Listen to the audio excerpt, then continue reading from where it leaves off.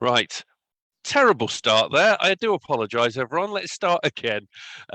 Sorry, I'm Adam from Healthwatch Berry, and this is today's Facebook Live, where we'll be talking about men's health. Having a few little technical issues getting started today, so apologies for that. Before we get underway, just want to run through some quick housekeeping details. On our live stream, we ask that everyone be accepting. You're all welcome to participate, regardless of your background, anything like that. But please respect everybody's boundaries. Be nice, be kind, and don't be rude or provoking or anything like that in the chat. Please don't flood the chat. We will get round to taking your questions or discussing what you've said in time. And please don't use it as an opportunity to self-promote yourself. Today's session is specifically about men's health. And please keep the language clean. We will be recording these so that they will be available on YouTube for people to view in the future. And quick overview of the session. We've got Andrew from Andy's Men's Club, first of all, to talk through their service, what they do, and that will be followed by Directions for Men via Chris. So if we can start off handing over to you, Andrew. If you've got some slides to share, we'd love to see them.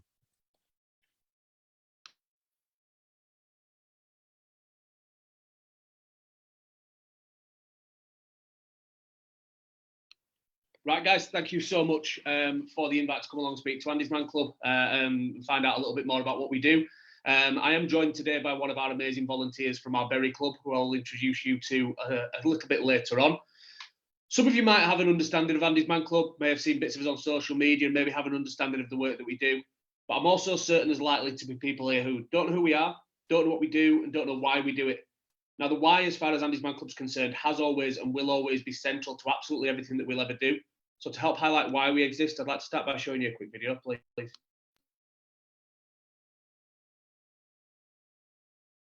Annabelle! Alright, where do you want me? Pull my hair! Ow! So about 8:30 on Tuesday, 5th of April, I got a knock on the door by a policeman who just more or less said that they'd found my son dead.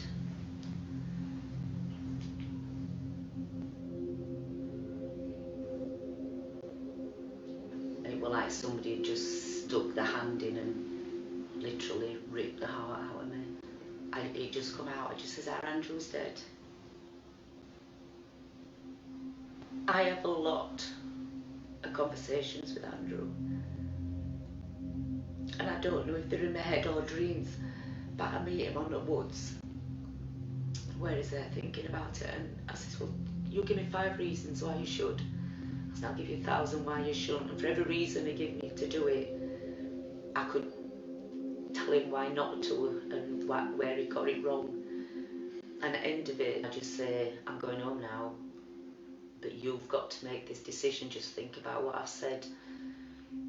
And in my dream, he always comes home, and I would just sit and just talk to somebody.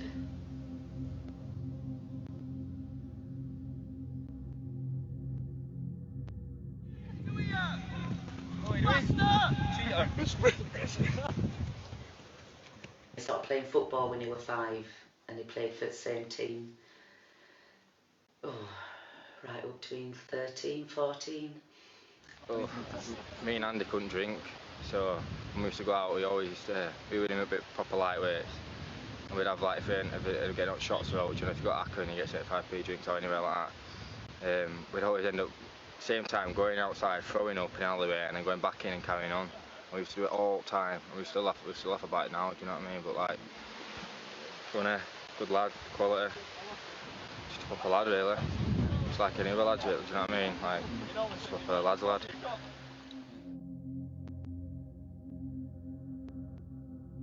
We're at the woods where Andy committed suicide.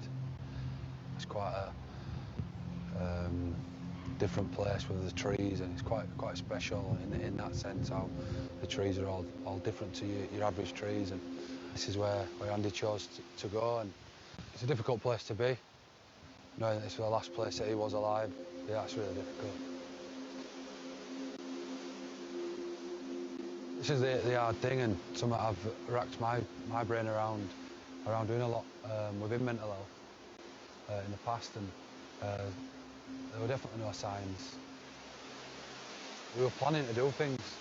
He had stuff planned, he had stuff that he was ready to go and do, and then on the Monday night, when he killed himself, potentially one chat or one discussion with anyone, just to see what was going on, just to let him know that we were all going to be okay. So that's our why. As you can see there, Andy was a 23-year-old lad like so many others. Enjoyed his football at the weekend, enjoyed his weekends with his mates, and then one day, without any sign, signal or warning, Andy took his own life. Now, unfortunately, the more we look into it, we found out that Andy's not on his own. In this country alone, there's over 4,500 men take their own lives every single year. Now, when you start to boil that down, that works itself out at 12 men every day. That's one man every 2 hours. And the next one's the big one for me when you read that suicide is the biggest killer of men under 50. Now, how often do you open up a newspaper or turn on the TV to find them talking about risk factors for men? Quite often. It's quite a well-publicised thing. How often do you hear them talking about this? Not very often. It's not talked about. You know, there's still a stigma attached to men, especially talking about their thoughts and their feelings. And that's one of the things that Andy's Man Club hope to change. Luke, that you saw at the end of the video there, is Andy's brother-in-law. Now, being Andy's brother-in-law, Luke took a lot of the responsibility for the things that needed to happen after Andy had died upon himself. For example, Luke, when he collected Andy's car from where he left it, Luke was breaking the news of Andy's death to members of the family, basically watching them crumble in front of him. Now, Luke was of the opinion that if Andy had had somewhere to go, where he could talk, that was free from judgment, free from those stigmas that we've already discussed around men, especially talking about their feelings and their issues, that there's a likelihood that he'd still be here. So that's what he set about trying to achieve. He decided he was going to start a coffee club for men. Now, that sounds like a hugely simple solution to what we know is a huge complex issue. As we know, simple solutions are very often the most effective. But also, as we know, because we're British, we try to solve every problem by putting the kettle on. Now, this happened in Halifax, not too dissimilar from Bury in lots of ways, you know, geography, but also the demographic of men that come from that sort of area. Men that are very comfortable to stick their chin up, their chest out, either internalise every problem and feeling that they're having, or to push it as far away from them as they possibly can do. Luke put one post on Facebook to say that Andy's Man Club was happening. From that one post, 9 men turned up to Andy's Man Club. Now, for 9 blokes to turn up to something like Andy's Man Club in a place like Halifax showed the clear need for us to do what we're doing. A few weeks after the start of the sessions, Luke had seen things like the Ice Bucket Challenge and the Press Up Challenge happen on social media and thought that as bad as the reputation is that social media has for the effects it can have on people's mental health, quite rightly in my opinion, when used for something like this, it can be quite a positive and powerful tool. So he decided he was going to start his own campaign. The idea behind the campaign was to use that very picture that you can see on your screen now, telling men that it's okay to talk. You don't have to worry about being perceived as a weakness, a burden, an embarrassment, or any of those things. Very much the idea that actually talking about your problems and your issues is a strength, but also the idea that we'd much rather listen to you talk about your problems and your issues for a couple of hours than to have to sit and listen to your eulogy for 20 minutes. Now, the idea behind the campaign was that people would take their own selfie, attach a screenshot of the statistics, and share and tag 5 friends, and they'd share and tag 5 friends, and so on and so on. There's a couple of interesting things about that campaign. The first one being that as Luke took that picture there, he was sat next to his Mrs. Lisa. And he turned around to Lisa and he says, "Oh, what do you think? Think this is a good idea?" She said, "Yeah, I think it's a great idea. I just think somebody else would be on the selfie because you're a bit of an ugly sod." Now, I disagree with Lisa. I'm not saying that because Luke's dashingly handsome, in my opinion. I'm saying it because I know how many Instagram filters he put on that picture. If any of you ever meet Luke, he'll talk you through what all 15 of those Instagram filters did, how they made his skin look so baby youthful, and how to hold a camera so you don't get your double chin in shot and everything. The other interesting thing about it is you've probably already read there, it's now been recognised as the biggest mental health campaign on the planet. That's amazing. From one post that one man sent out, for it to flood the world, and I'm sure many of you remember it happening 6 years ago. What's interesting about that, however, though, is that 24 hours after Luke starting that campaign and sharing that picture, not one person had got involved. Now, when you think to yourself that this is on social media, Think to the last time you scrolled through your social media platforms and some of the really controversial and out there things that people are far too comfortable to share on there, but they were too awkward and uncomfortable to talk about male suicide. Now that to me tells you absolutely everything that you need to know. Andy's Man Club's obviously a very solutions-based organisation. Luke thought to himself, I'm not going to let it stand in my way. The first thing I'm going to do is I'm going to text my dad. My dad's a positive male role model in my life. It'll make me feel as though a difference has been made, a different generation are talking about these sort of things, and it'll happen. Luke at the time was also a professional rugby league player. As a result, a couple of his teammates got involved. That meant a couple of the supporters got involved, and it started to snowball from there. And it snowballed so much so that by the end of the first week, we'd had a massive result, and Ricky Gervais had got involved. Now, if any of you guys follow Ricky Gervais on his social media, you'll notice that he normally only ever tweets about funny faces in the bath or his cats. So the fact that he shared an It's Okay to Talk selfie for us was absolutely enormous. I think it's brilliant as well how he's then gone on to normalise that conversation with the series Afterlife. To talk about suicide in that sort of way, in such a challenging way. 1 minute it's laugh out loud funny. The next minute your open mouth is shocked because you dropped a C-bomb word onto a child. So the next minute you're absolutely floods of tears with the emotion of it all. As I say, to bring that sort of subject matter into the living rooms of people on a daily basis in such a challenging way is only a good thing, in my opinion. Quick disclaimer on that one. I'm not claiming that Andy's Man Club's had anything to do with Afterlife, by the way. I'd love to be able to claim that, but I just can't. As I say, I just think it's fantastic to see that sort of conversation be normalised. We've also had massive support from the world of sport. We've got the likes there of Anthony Joshua, the other championship boxer Josh Warrington, and the rugby league player Callum Watkins. What jumps out to me when I see these guys especially is the arena in which they operate. These guys could quite easily be pigeonholed as the epitome of masculinity. Let's be quite frank, boxers punch each other in the face all day long for a laugh. Very manly men doing manly things. And here they are, not worried about being perceived as a weakness, a burden, or an embarrassment, or any of those sort of things, and telling people that they believe it's okay to talk. Now that's huge and really helps challenge those stigmas and hopefully get more guys through the doors of our clubs. Other areas of support have been massively supportive of us as well. We've got the likes there of Leeds United wearing Andy's Man Club t-shirts, and I need to be careful mentioning that name in Bury. You'll all be Reds on that side of the hill, I'm sure. We've had support from teams like Huddersfield Town with advertising boards around the side of the pitches to front cover of programmes, all the way to local level clubs wearing our logos on the front of the shirts. Now, this sort of exposure for us is absolutely enormous because it helps us to reach one specific demographic of men. Those types of fellas who maybe feel as though sport is their only outlet. Within that, there's quite often the temptation to get involved with a couple of unhealthy coping strategies along the way. There's always the temptation to get in the pub before the game, get in the pub after, and, it can spiral before you know it. If those guys are going along to a game and seeing the club that they've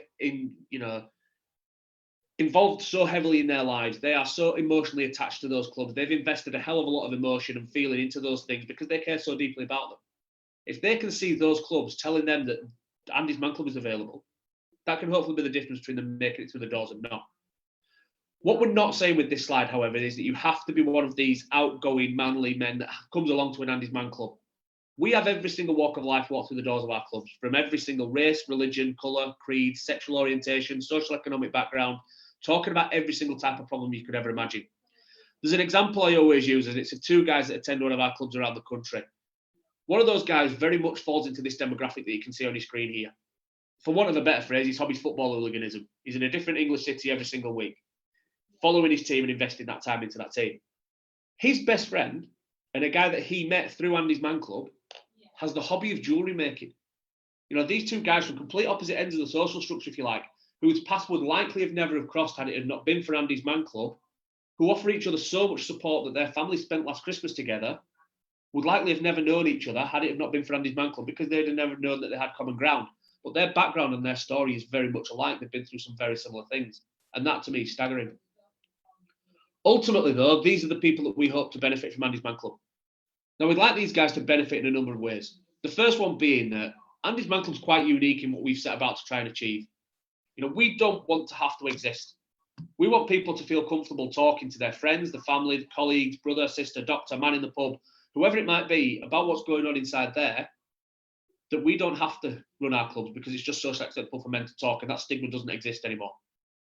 Our hope is that by the time these guys on your screen now are of an age to come along to an Andy's Man Club, that we're a little bit closer to that goal.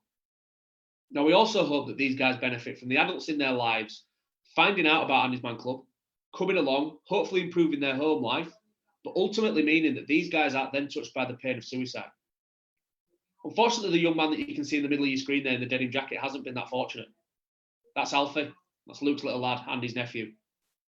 Luke says that the reason that Andy's Man Club exists is because when they broke the news to Alfie that his uncle Andy, who was his favourite person in the entire world, by the way, had died, the screech let out not only put the windows through, but snapped Luke's heart in two. The pain left behind by suicide is like nothing else. If we can reach out to more and more people that will feel the way that Andy felt, hopefully we'll have less lads in the situation that Alfie's in, less brother-in-laws in the situation that Luke's in, and less mums in the situation that Elaine's in. So what is Andy's Man Club then? We currently have 103 community clubs across England, Scotland and Wales. All of those clubs are open to any man aged 18 or over. What's unique about us is that even though we were born out of the tragic circumstances that surrounded Andy, you don't have to have had suicidal thoughts to attend. You don't have to have had a mental health condition to attend. In our experience, there's three types of guys in the world. There's guys that are currently going through a storm, guys that have got a storm brewing on the horizon, and guys that are just coming out the other side of that storm. All three of those guys, not only would they benefit from talking about what they're going through, they will also benefit from sitting and listening to what some of the other guys are going through, and maybe putting some of that learning into their own lives and helping them to sort the situation out. The sessions happen every Monday night at 7 p.m, except for bank holidays. The other unique thing about us is that there's no referral, no registration, no signing in, no cost, and the key one for me, there's no obligation to speak. So guys can literally walk through that door, grab a brew, and sit and talk as much or as little as they feel comfortable to do so. Again, there's an example I use on this one. It's a guy that attends one of our clubs up in Scotland. The first night he walked through that door, he had his headphones on, and his anxiety was so high that he wasn't in a position where he was comfortable to take them off. On that occasion, the facilitator turned around and went, well, do you know what? He's walked through the doors. That's a big enough achievement in itself. That's taken an enormous amount of courage. The week after that, he came through the doors, headphones back on. On that occasion, the facilitator turned around to him and said, well, do me a favour, pal. Take your headphones off for the first 5 minutes of the session so that if you do want to speak later on, you understand how to go about doing so because we've introduced the session. He left his headphones off on that occasion for maybe 20, 25 minutes, and then his anxiety went through the roof again. Back on they went.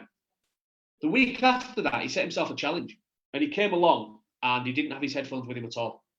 Now, he still didn't speak, but he sat and he listened to what every single guy in that room was going through, how they were dealing with it, and what they were doing to try and alleviate that situation. The week after that, he came through the doors, no headphones on, and he talked. And he talked about some harrowing situations in life where he'd been spent some time in hospital recently after an attempt on taking his life. All these other things. From that moment on, from him talking, the trajectory that guy's been on ever since is a massively upward one. The first major part of that is that he's now the group facilitator of that club. What's unique about us is that not only are we run by volunteers, and I'm going to introduce you to Luke really soon, we're run by volunteers who have been that guy that takes the steps through the doors as a group user. For him to be in that situation where he now runs that club, having not been comfortable to speak for 3 weeks, really does show the power of talking. He's in a new relationship, he's got a new job. The thing that excites him the most, because he never shuts up about, is his new dog. All these other things, and he basically turned around to me a couple of months ago when I was talking to him about this and said that the reason that he kept coming back through the doors was because we didn't put a piece of paper under his nose. We didn't make him sign in. We didn't force him to speak. We didn't say to him, you've not spoke this week, so you can't come next week. He literally could take it at his own pace. And that is the whole reason why that guy's still walking the face of the earth.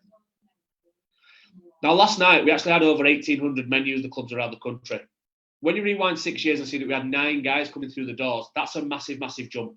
It shows that clear need for Andy's Man Club to do what we're doing, the fact that there's that many men trying to engage with us on a weekly basis. And over the last 6 years, there's guys that have been attending that no longer come along because they've put themselves in such a stronger situation. What's another huge jump, though, is up to those 4,500 guys that are still taking that step every single year.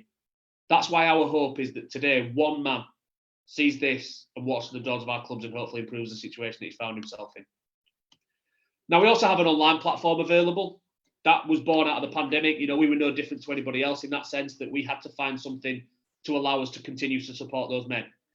Even though all of our face-to-face groups are now back open, that online platform has been so popular that we now have over 100 men attending it on a weekly basis. Confidentiality is a massive, massive part of Andy's Man Club. And as a result, we will never, ever, ever share those links to an Andy's Man Club online publicly. As a result of that, all guys that want to get involved with our online platform need to do, or anybody in fact wanting more details about Andy's Man Club around the country, need to do is just drop us a line to info@andysmanclub.co.uk. Right then, guys, I'm going to introduce you to Luke, who's going to talk you through a little bit of his own Andy's Man Club journey, as he's one of those men that has walked through our doors. So, Luke, I'll mute myself and off you pop. Hey guys. So the reason why I started Andy's Man Club, I've been always brought up in a culture of that men don't talk, we don't discuss our problems, and that's coming with my friends and with parts of my family. We just don't talk about our mental health. But one person I did used to go to was my dad. I used to always talk to my dad about any issues that I was having. I was going through court battles with an ex. I was going through all sorts of different anxieties with work and stress with personal life as well. But I used to always talk to my dad about that. On November the 19th, 2020, my dad passed away due to COVID. And although, again, very much like, no, we don't talk about anything, I just continued on. Like nothing really happened. I didn't really put it on Facebook, didn't do any of that until New Year's Eve. And on New Year's Eve, I literally broke down and cried. I was on my own. I was sitting on my own, and I literally broke down and cried. And that's the first time I've ever done something like that. I thought to myself, I need help. I definitely need help. My wife introduced me to Andy's Man Club because she saw it on a poster at her local gym. So she said, "Oh, you need to get to that Andy's Man Club. It's a good service." A lot of people have been talking about it in Oldham, where her gym was. From there, it took me 3 months to actually get through the door because I just kept putting it off and putting it off and putting it off. But my mental health was just getting worse and worse and worse. So beginning of March of 2021, I walked through the doors and I haven't looked back. It is a non-judgmental environment where you can just talk. It doesn't matter if you're having a bad day, bad week, or bad month. You can just air it out with no judgment, and you have a bunch of guys who's probably gone through the same thing as what you've gone and done. And from there, I've become a facilitator, and then I've gone off and set up my own Andy's Man Club over in Bury, and we're now getting on average 25 to 30 people a week coming walking through them doors. So for anybody who's just worried about walking through that door for the first time, there's a bunch of guys there who will happily help you get a coffee, get a biscuit, and help you to talk. So that's really all I have to say, really. Thank you, Andy. Thanks a lot, Luke. As I'm sure many of you will agree, that's an absolutely inspirational story to see somebody walking through the doors in need of the support that we offer, to them being in a situation where he's offering that support to guys around the country. We're just going to finish off really quickly now with a really quick video from some of the other guys that have walked through the doors of Andy's Man Club and how it's benefited. Worries and anxieties, a big part of my life. Started about 10 years ago. I didn't want to live anymore. I thought the world would be better off without me. I thought that maybe if I was to take my own life, I could be with my child. But I was very suicidal at the time. As a child, it was getting bullied and not being able to say how I felt to people. To talk about the problems I went through as a child and everything that happened, I didn't want to. My worries and anxieties started around the passing of my father in 2013. It affected me in my day-to-day life, it affected my job, it affected relationships. I didn't talk to my friends or family about my problems that were going on. So the easiest thing for me was to not be here. It was a Sunday night, I think it was, and I knew I didn't want to be here, and I was planning that night to do something. Thoughts going through my mind were how I'd be judged by people, you know, real bad thoughts about, you know, getting out of this life. My worries and anxieties probably started a long time ago, but the most recent was last year. My cousin committed suicide. It was very hard to discuss my problems at that moment in time, as I couldn't even string a sentence together. I felt very alone. I had a lot of people around me. I know a lot of people cared, but just something instinctively in me just wouldn't open up. I never spoke about it with anyone. The problems have kept me all my life. There's a stigma attached to around how a man should appear and what he should say. There's an ideal view of a man, and I think people need to break the cycle of that and just not conform to that. I know a lot of men that have struggled generally, especially in the UK. I think not enough men talk about the problems. The first step towards helping myself was joining Andy's Man Club. The only time I first spoke about my problems was when I first went to Andy's Man Club. I first sought help through Andy's Man Club. It's saved my life, really. My name's Luke Campbell and I'm the founder of Andy's Man Club. I believe male mental health in our country has for a long time now been stigmatised. And it's been out 3 stigmas: weakness, burden and embarrassment, and I feel that's a lot of the reason why people don't want to speak. They feel weak to speak, they feel like they'll burden others, and with the lad culture we have with banter, they feel like they're embarrassed to give any vulnerability away. To any man out there watching this, it's not weak to talk, it's not weak to ask for help. Steps that I've taken to resolve my issues. I've started talking a lot more to people. The importance of talking about how you feel is phenomenal. Talking's really opened me up to people, my family, my friends. It's turned my life around. I'm happier than I have been in my entire life. No matter what, I talk about everything now. I won't keep anything in at all. If I were going to give any advice, it's talk to, whether it be your loved ones, professionals, your friends, and if you don't have any friends, reach out. You know, if you are willing to reach out, people are willing to help. Getting guys in a room and opening up and giving people hope, giving people a lifeline, that's what Andy's Man Club's all about. My advice to any man out there is that you will get through this. At times you may think that there is no other way out, that relationship breakdown, that debt you're in, or whatever issues you're struggling with, that you can't get through that, but trust me, you can. I've dealt with enough people to know now that that cloud will pass. That roller coaster on where it just seems like you're going down, down, down will take a turn and you'll get back up. You just got to look up and know that the brighter times are coming, and I guarantee, reach out, it's okay to talk.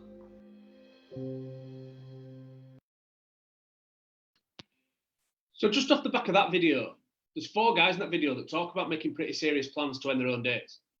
All 4 of those guys, from walking through the doors of an Andy's Man Club, talking, opening up, have improved their situation so much so that they are all now group facilitators for us somewhere around the country.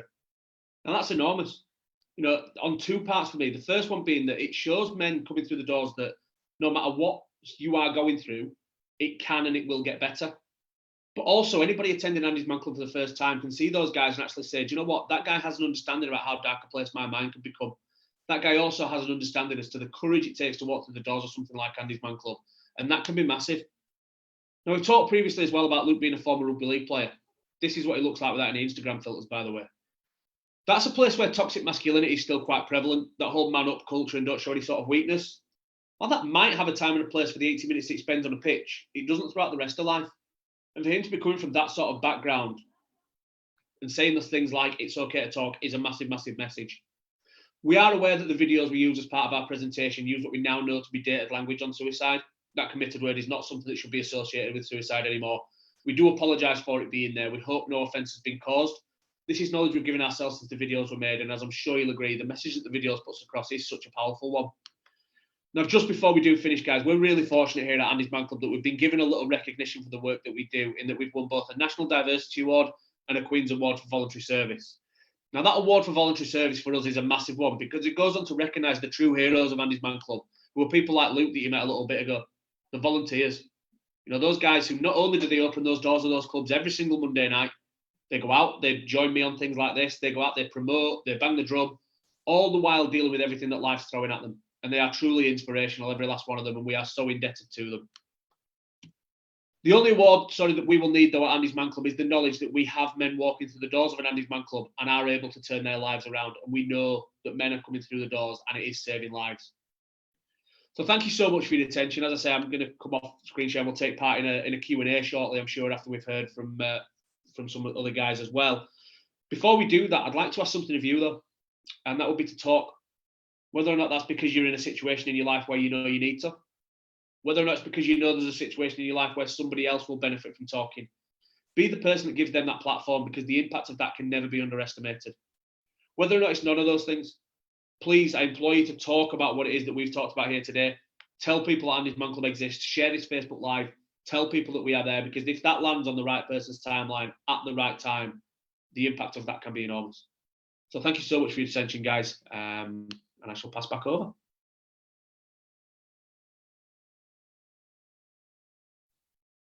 Thank you so much for that, Andrew and Luke.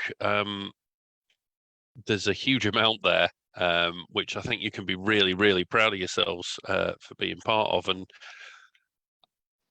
from someone in my point of view, there's already an awful lot that I can identify with, and not just for myself, but those people that I care about, my friends, my family.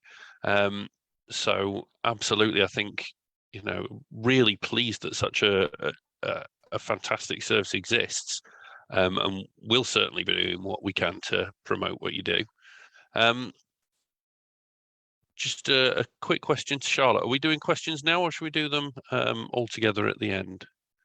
We'll do them all together at the end, if that's okay. Okay, fantastic. Right, in that case, we'll move over to Chris, who has been waiting patiently for his turn.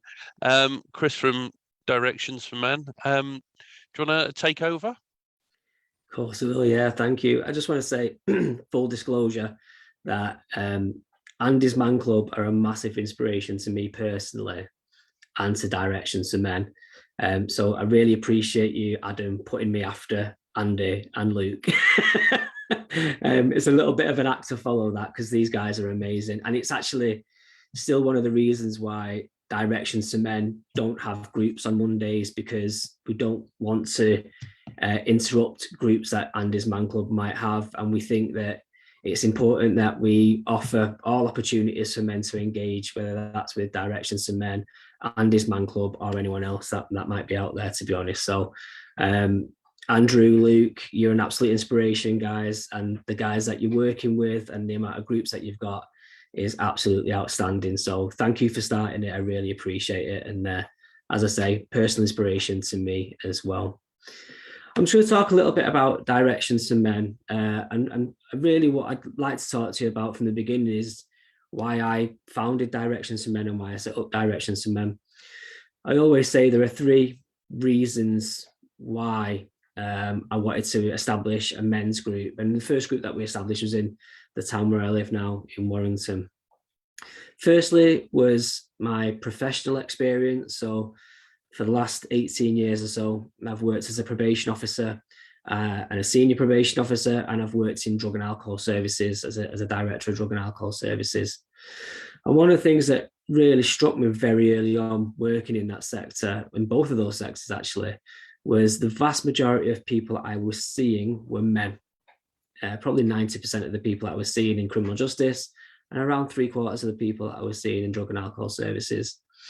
And in almost all circumstances, those men that were walking through my door had either an underlying mental illness, mental health problem, or was living with the burden of being a man and masculinity and just hadn't been given or taught or shown effective ways of solving problems that weren't aggression, violence, drink, drugs, and that kind of thing.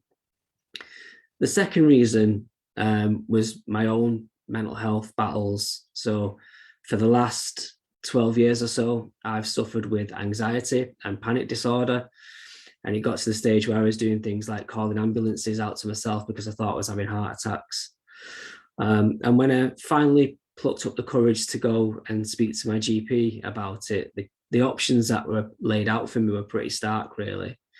It was either medication that would have a quick impact on me, would make me feel better in the next week or two, or it was wait 2 years for an appointment for therapy. So obviously I took the tablet.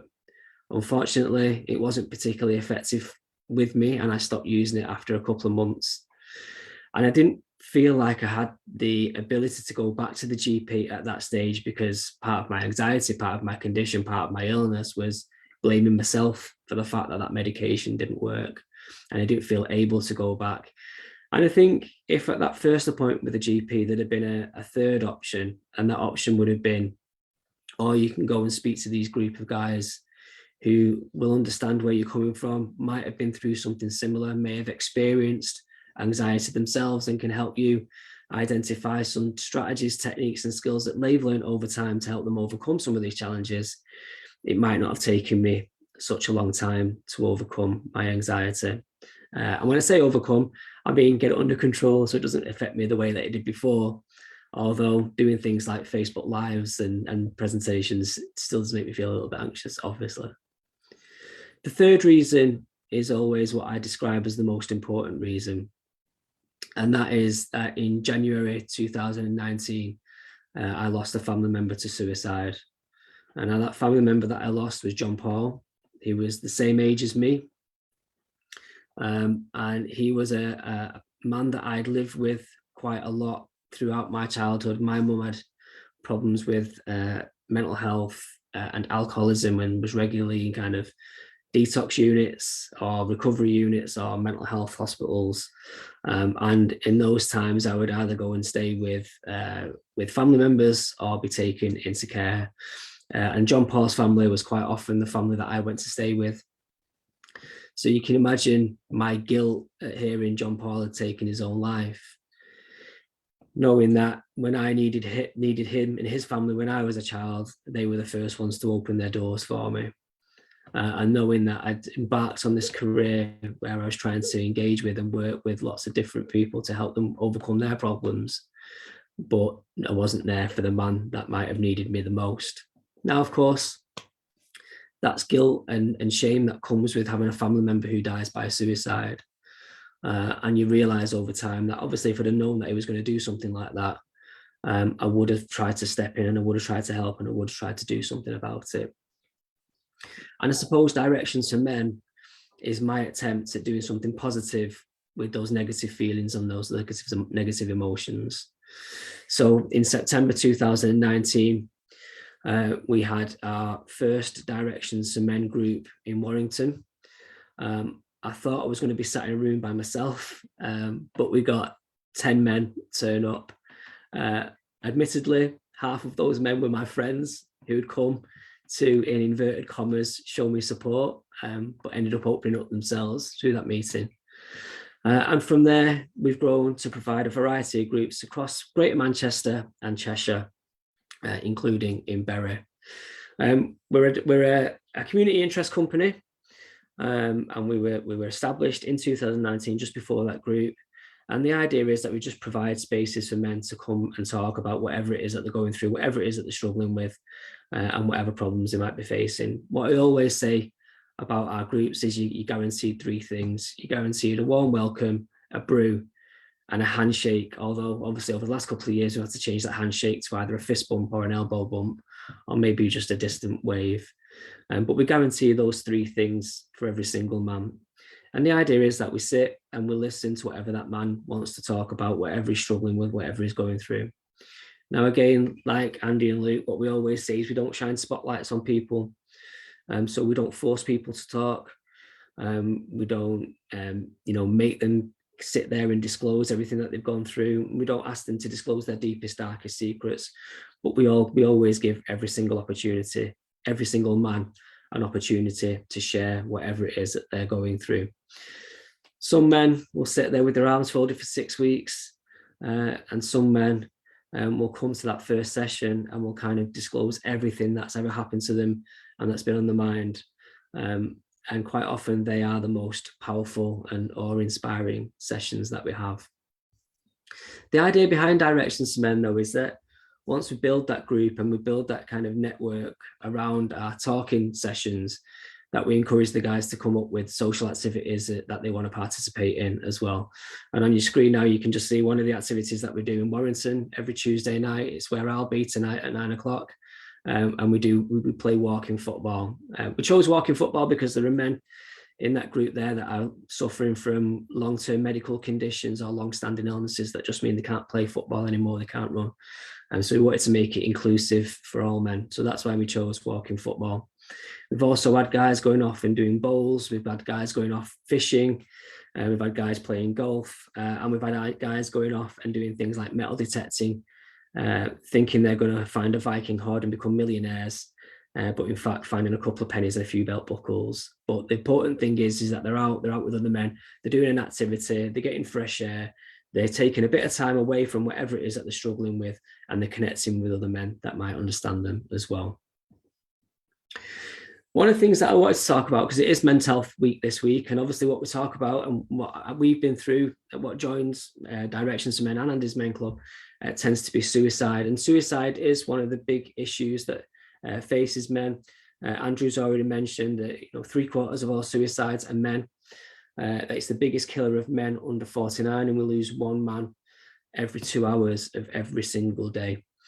But one of the things that was important to me when I was setting up Directions to Men was to try and understand the issues facing men in a little bit more detail. And some of the other kind of statistics that you crop up with around men and mental health and some of the challenges that they face socially are pretty stark. So, for example, in terms of street homelessness, 86% of people living homeless on the streets are men.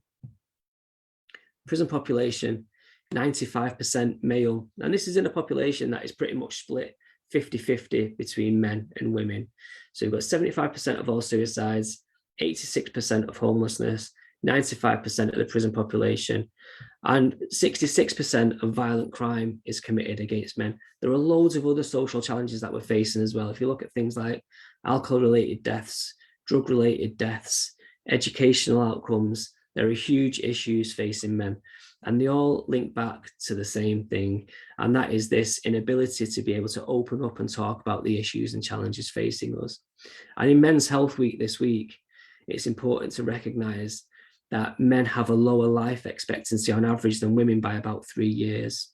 And this is all about reaching out, asking for help, admitting that we're struggling, admitting that we've got a problem, finding a lump or finding something on our body that we're not sure about, feeling a twinge in our chest, and all those other problems that can face us, and not feeling able to reach out and ask for help because we don't want to be a burden on other people, because we've been taught from being a very young age that men should be able to solve their own problems. They should be self-sufficient.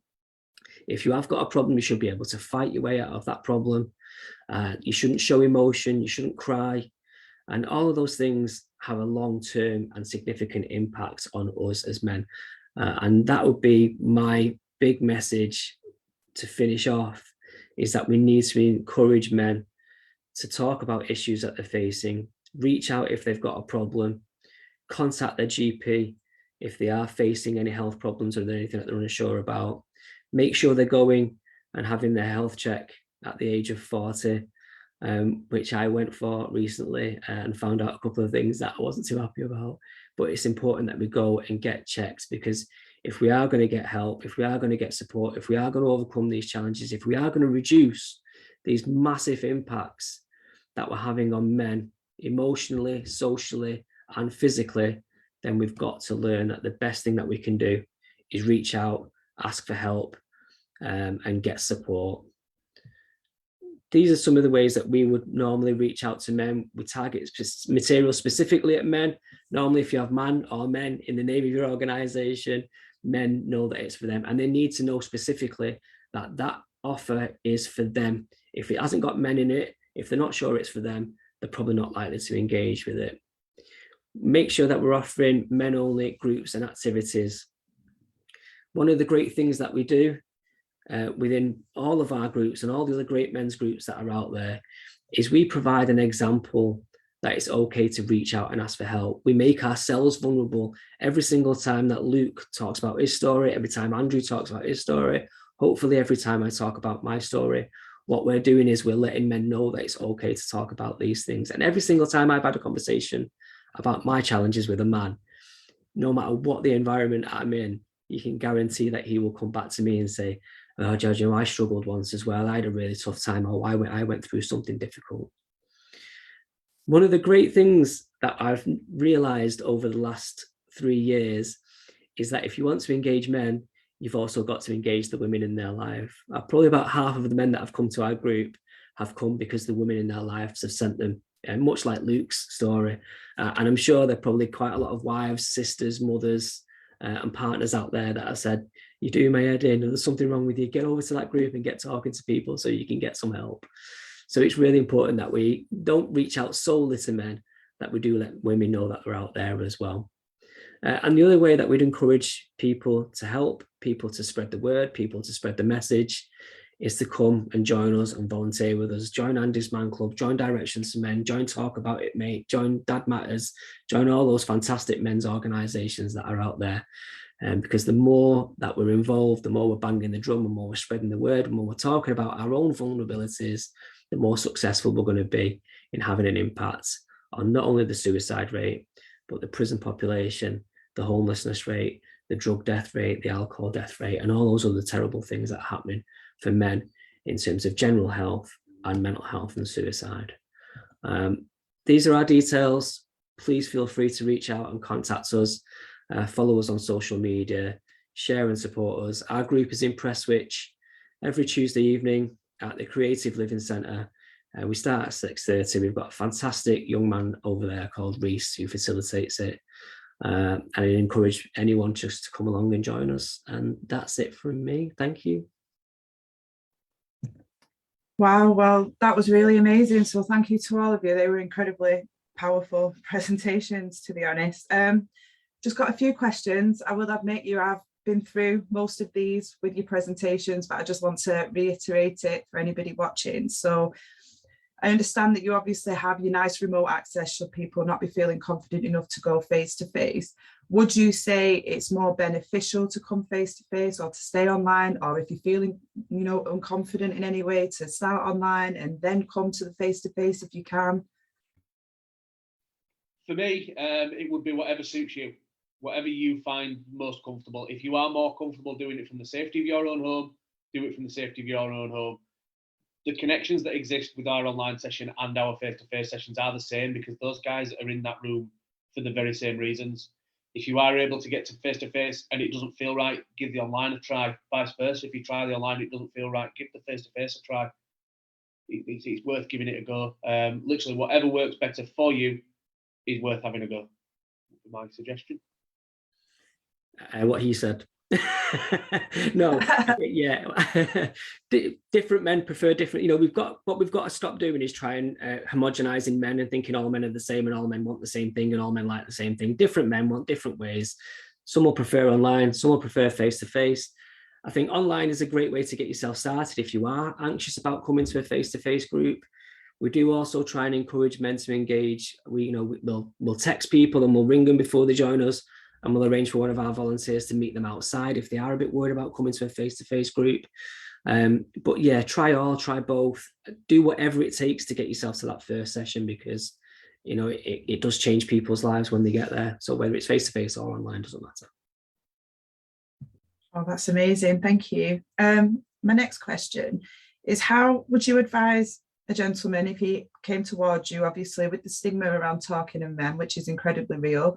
A lot of men may be facing and turning to alcohol and drugs, for example. So what advice would you give to them with regards to coming and getting help as well?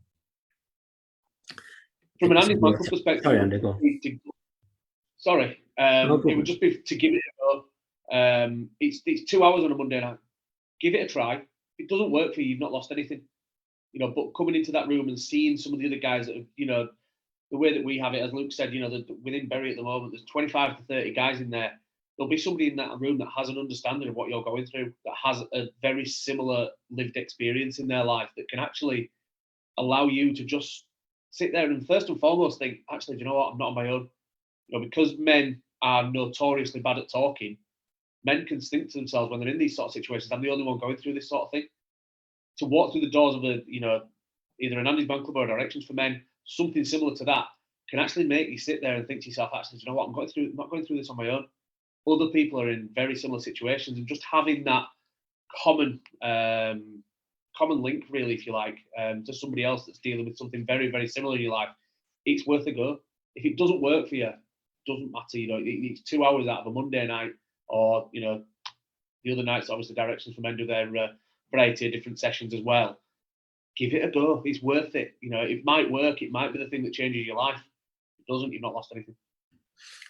Yeah, I think it's a real challenge with drugs and alcohol in particular, because as men, what we try to do is use different outlets to try and either cover, mask, or hide some of the challenges and issues that we might be facing. And sometimes we choose drugs or alcohol just to get us through a couple of hours so we can kind of hide away from some of those challenges. And what I'd always say is drugs or alcohol never solve the challenges that you're facing, and quite often they can make things worse, because not only do you have the challenges that you're facing in your day-to-day life, but you might add an addiction or a dependency onto the top of that as well. But I suppose we try not to give advice or too much advice. We don't judge people and say, stop drinking, it's terrible. Stop taking drugs, it's terrible. What we try and do is just give them an opportunity to talk about what it is that they're going through and help people to find their own answers, I suppose, rather than giving advice and saying you should do this and you should do that. Because as we said before, different things for different men, really. Absolutely, and talking can put them in a stronger position where they can challenge these things as well. So that's really amazing. Okay, so that first video was incredibly powerful to me as a mother, seeing that poor woman do and deal with what she had to deal with there. So, you know, women, we do love our husbands, we love our sons, we love our friends. And, you know, what advice would you give to us in how to approach this with the people that we love, the men that we love in our lives? How would we help them to get help when obviously this stigma is available? It's a big wall for everybody, isn't it? So keep pecking away. You know, the amount of fellas that come through the doors of an Andy's Man Club and they sit, you know, obviously confidentiality is a massive part, so I'm not going to be breaking confidentiality on this, but the amount of guys that come through the door and they turn around and say something along the lines of, I'm only here for this week and I'm only here to shut the missus up. She's been going on about this for weeks and weeks and weeks, so I've come along once. I know I'm not going to get anything out of it, so, you know, you won't see me again next week. Who are now group facilitators for us, who've come through that door and have, you know, gone on such a journey themselves and have gone on such a situation where they are now helping others. Keep pecking away, keep making sure that those fellas in your life know that, first and foremost, that they can speak to you, because that can be the first step through them getting through the doors. You know, keep offering that level of support, keep, you know, telling them, you know, I'm here to listen, I'm here to, you know, take on board anything that you've got to say. And then, you know, if they're in that situation where they're not listening, keep tagging them in some of our Facebook posts or some of the videos that we keep putting out there. Keep sharing with them, you know, our regular Monday posts that highlight our groups and where they are. Take a wristband that, you know, if you know, Luke, I'm sure, has left millions of them around Bury, along with, you know, business cards and leaflets. Take one of those, leave it on his bedside table, in his wallet. Yeah, Luke, off you go, Paul. Can I go jump in? And we have one member who, when he first started, his wife tricked him. And so basically went, oh, get in the car, we're going out. And they went out, and he literally rocked up at the car park. And she went, right, get out now. And she forced him out. And he got out, and she just drove off. So he was stuck there. So he had to come in.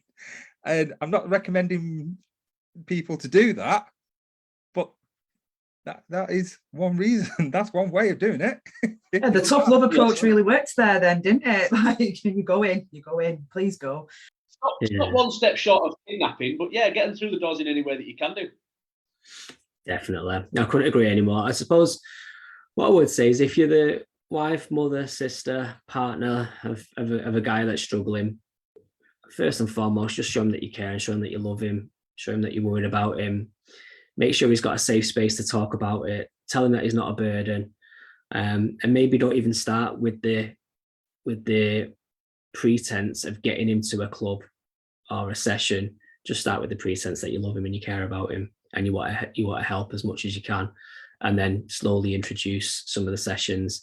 Men, we don't take hints. So, you know, if after a period of time we're not taking the hint, maybe just, you know, smash us in the face with an Andy's Man Club leaflet or a Directions to Men leaflet and say, you know, think about this and go. But that man needs to know that he's got a safe space to talk.